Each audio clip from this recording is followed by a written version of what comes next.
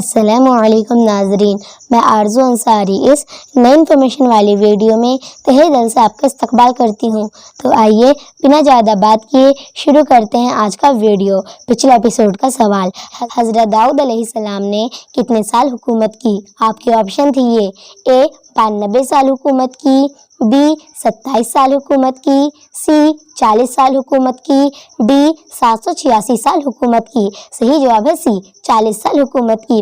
اور جن لوگوں نے کمنٹ میں صحیح جواب دیے ہیں ان کا نام ہے Siraj Ansari, Ehtesham all in one, Rafia Nazir, Muhammad Tariq Azmi, doctor Wasim.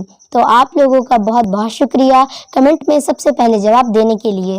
اسلام میں عورتوں کو پردہ کرنا کیسا ہے؟ آپ کے آپشن: اے فیشن کے لیے، بی پردہ ضروری نہیں، سی پردہ ضروری ہے، ڈی ادب کے لیے۔ اور آپ کا وقت شروع ہوتا ہے اب۔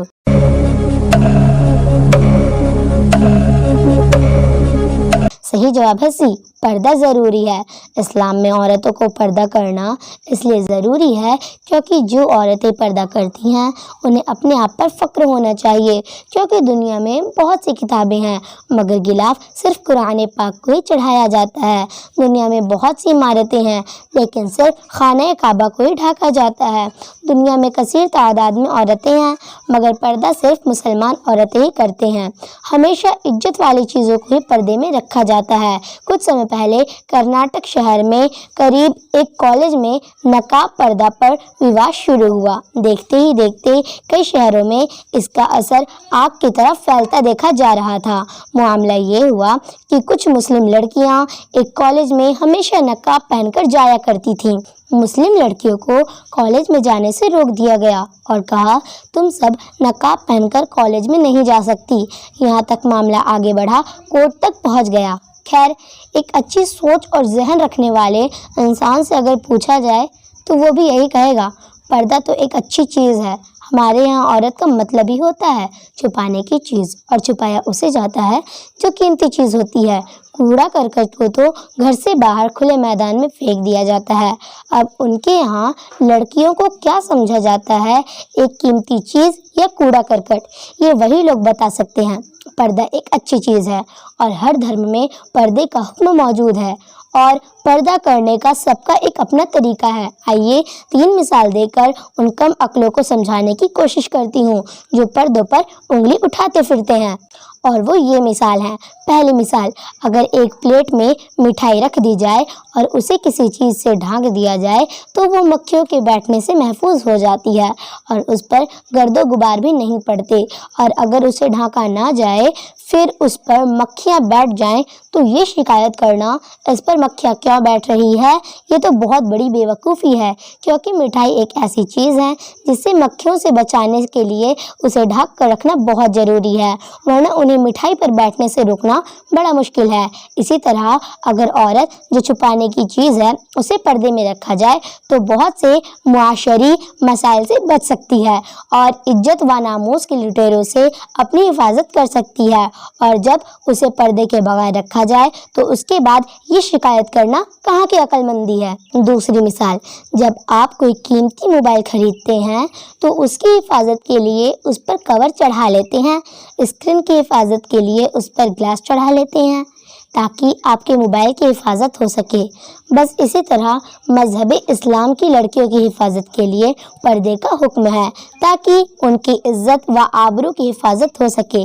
تیسری مثال، اگر آپ کے پاس کوئی قیمتی چیز ہو، مثلا اگر آپ کو ایک شہر سے دوسرے شہر میں 10-20 لاکھ روپے لے کے جانے ہوں یا ہیرے جواہرات لے کر جانے ہوں تو آپ اسے تمام لوگوں کو دکھاتے ہوئے لے کے جائیں گے یا تو چھپا کر؟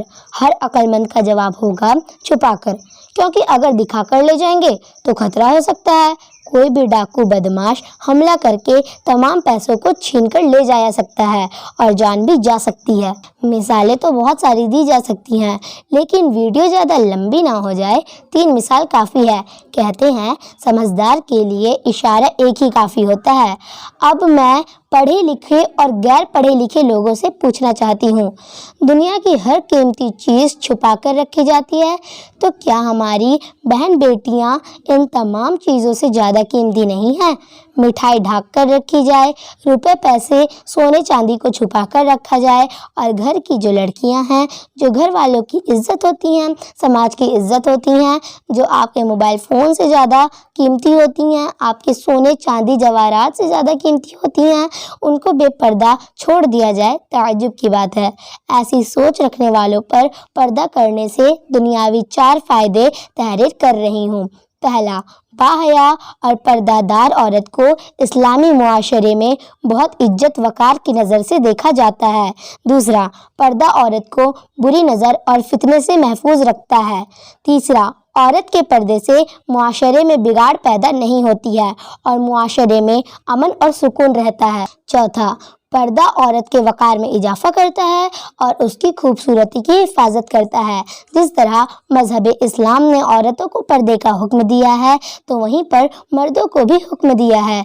अपनी निगाहें नीचे रखें, गैर औरत को ना देखें, शहवत से देखना, छूना, बातें करना, मिलना मिलाने से मर्द औरत दोनों को रोका जाए ताकि तुम फितने में मुब्तला ना हो जाए।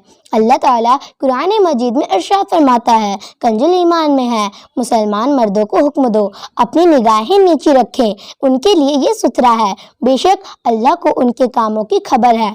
और मुसलमान औरतों को हुक्म दो अपनी निगाहें नीचे रखें और अपना श्रृंगार जाहिर ना करें, मगर अपने शौहर पर या अपने बाप पर या शौहर के बाप पर या अपने भतीजे या अपने भांजे या दीन की औरत या अपने कनीज़े जो अपने हाथ की मिल्क हो या वो नौकर जो शहवत ना पाले, उनका छिपा हुआ श्रृंगार जान लिया जाए।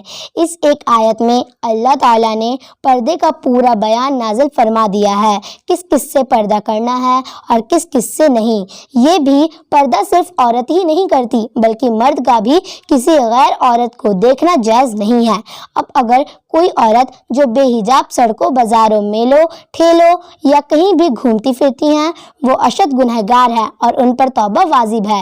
नाज़रीन, अब मैं आप लोगों को ऐसा सवाल दे रही हूँ जिसका जवाब आप लोगों को देना है कमेंट बॉक्स में। सबसे कम मुस्लिम आबादी किस राज्य में है? आपके ऑप्शन: ए कश्मीर में, बी बंगाल में, सी बिहार में, डी लक्षद्वीप में। और नाजरीन, इसका सही जवाब मैं आप लोगों को नहीं बताऊंगी बल्कि इसका सही जवाब आप लोग मुझे कमेंट करके बताएं। उम्मीद करती हूँ जो इस वीडियो में मैंने आप लोगों को समझाने की कोशिश की है वो आप लोग इंशाअल्लाह समझ गए होंगे।